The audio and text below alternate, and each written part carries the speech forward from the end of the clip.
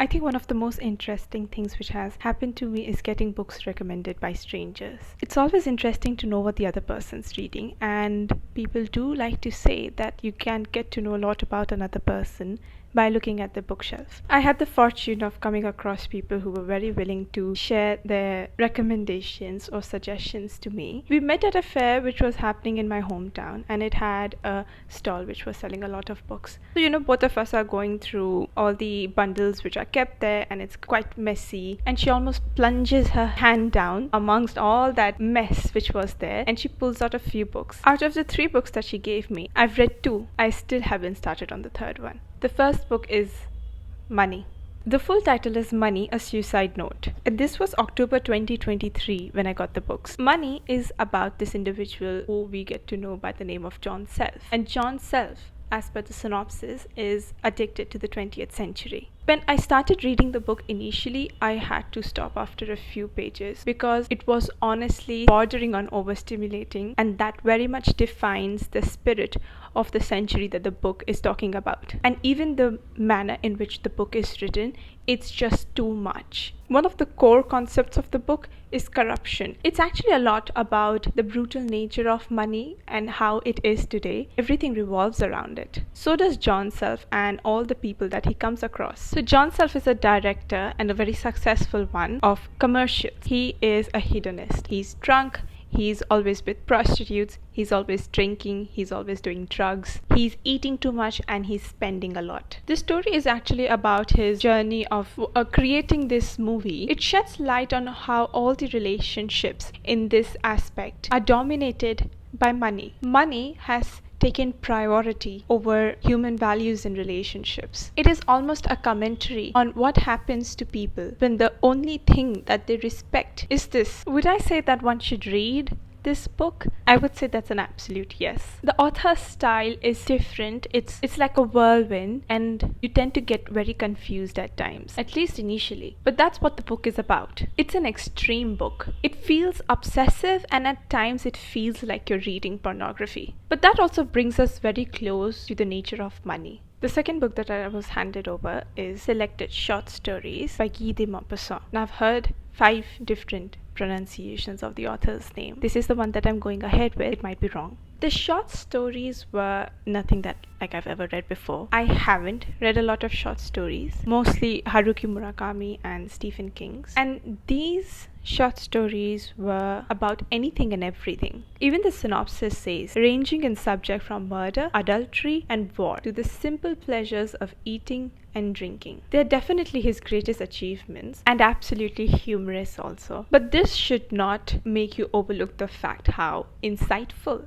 this author is into human behavior. These short stories are absolutely human, and that means the worst of us and the best of us. And he's talking about the passions and the vices of respectable English men and women. No wonder his works were particularly controversial. The third book, I'm finding it a little difficult to tackle, and it's this: The Pilgrim's Progress. I had to search a little about it. It's a kind of devotional literature and belongs to the period of early modern English literature. It's never been out of print, but that's quite a readership that it's got. The Pilgrim's Progress is considered to be a Christian allegory. It's a new kind of literature for me. The book is about the journey of a character named Christian, who embarks on a quest for salvation after becoming aware of the impending destruction of his home, the city of destruction. Apparently, it's anti-Catholic, but since I do not have much idea of the history of either the author or the religion per se, this is something that I'll keep in my to be read.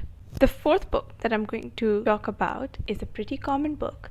Most of the people have read it, but the circumstances in which I got it was equally fascinating, and I believe very crucial to the title of the book, The Stranger by Albert Camus. I got this from, I believe, a college student while I was on a bus returning back home. I was going through my philosophy notes at that time, and we just struck up a conversation, and the student was gracious enough to give me the book. I believe he saw me being very harassed by academics. Till date, I try and understand what must have that person been thinking to give somebody else a book. The Stranger is a philosophical novel about this Algerian man who commits murder and is then very indifferent to his fate. The Stranger is considered to be a key work in existentialism and absurdism, and it's not very necessary for you to have read Albert Camus' philosophical works to then go ahead with this. But if you are interested in themes of alienation, meaninglessness of life, and the human condition, understanding the human condition, The Stranger is definitely one of the books to go ahead with.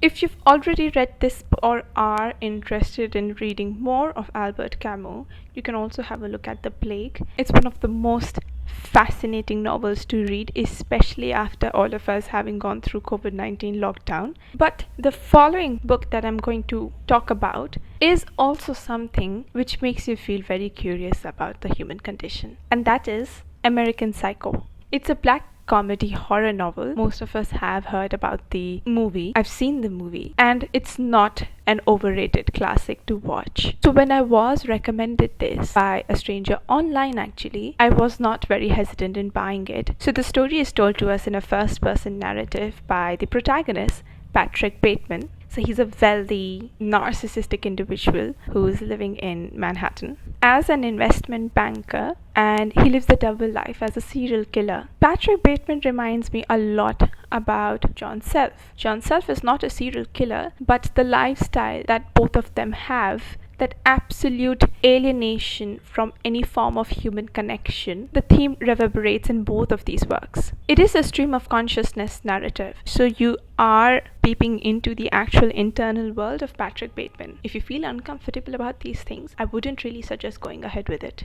Both Money and American Psycho are also a commentary of capitalism. It's about the idea of commodity prioritizing everything else in our lives. It's there in the way Patrick Bateman brutalizes individuals. I've read the book partially. The second half is still left because I am in the middle of reading another book, which is quite lengthy. So till then, a reflection on this book is put on pause, and I'll bring that up for another video.